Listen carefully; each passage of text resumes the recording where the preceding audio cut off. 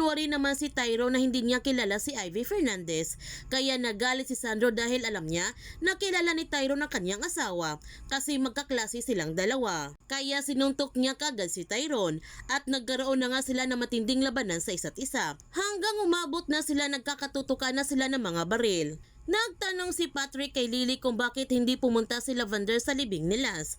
Ang akala ba niya na close na sila nito? Ang sabi ni Iris na baka busy lamang si Lavender sa pag-aalaga na kanyang tita Aster. Nagtanong naman si Lily kay Iris kung may update na ba sa kaso ni Lance. Ang sabi ni Patrick na kailangan nilang mag-ingat, baka sumabit sila. Remember, wala na sina Stephanie at Lance. Ang sabi ni Iris, kung sino man pumatay kina Stephanie at Lance, siguradong magbabayad sila. Sinabihan niya si Lily na huwag itong mag-alala, ang kanyang ama nang bahala nito. Nagtataka naman si Patrick kung paano nadamay si Stephanie kasi kung tungkol ito sa naudot na delivery ng mga armas, nung tinarget ba si Lance, magkasama sila ni Stephanie. Ang sabi ni Lily na inamin ni Lance na meron nga silang relasyon dati, ngayon tapos na sila. Ang sabi ni Patrick, pero magkasama pa rin sila ni Stephanie. Ang sabi ni Iris, kung ano man ang nangyari kay Stephanie, deserve niya yon, kamatayan para sa mga kumakabit. Nagtanong naman si Patrick kay Iris kung nagparamdam na ba sa kanya ulit si Jasmine. Ang sagot ni Iris, ang akala niya yung nagbalik na si Tyrone sa kanya, aatake sa kanya si Jasmine.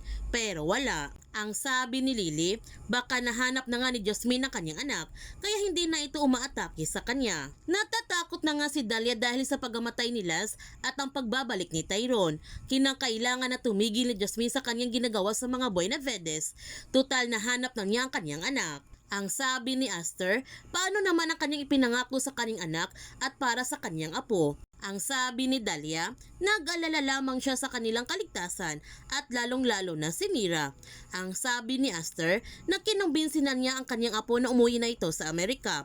Ngunit ayaw ni Mira at hindi niya ito pinilit dahil alam niya na hindi magiging masaya si Mira doon dahil may sarili ng pamilya ang ama ni Mira. Ang sabi ni Dahlia, mas okay na yung malungkot pero ligtas. Kasi sigurado siya nito na malapit nang mahuli si Jasmine ng mga Buenavedes. Kaya sinunog ni Aster ang lahat ng gamit ni Jasmine sa kanilang planong maghiganti sa mga Buenavedes para hindi mabubuking ang totoong katauhan ni Lavender. Ginagamot naman ni Jasmine ang mga pasa ni Sandro sa kanyang katawan at pinagalitan pa niya ito dahil siya nga nagsabi sa kanya na huwag magpapadalos-dalos, dapat lahat pinaplano. Ano ang kanyang ginawa ngayon? Ang sabi ni Sandro na ilang taon na niyang hinahanap si Tyrone, hinihintay na niya ang pagkakataon na ito na mangyari. Kung pwede nga lang durugin niya si Tyrone, gagawin na niya. Sinabihan ni Jasmine si Sandro na alam niya na may magagawa siya para sa mag-ina niya pero hindi sa ganitong paraan.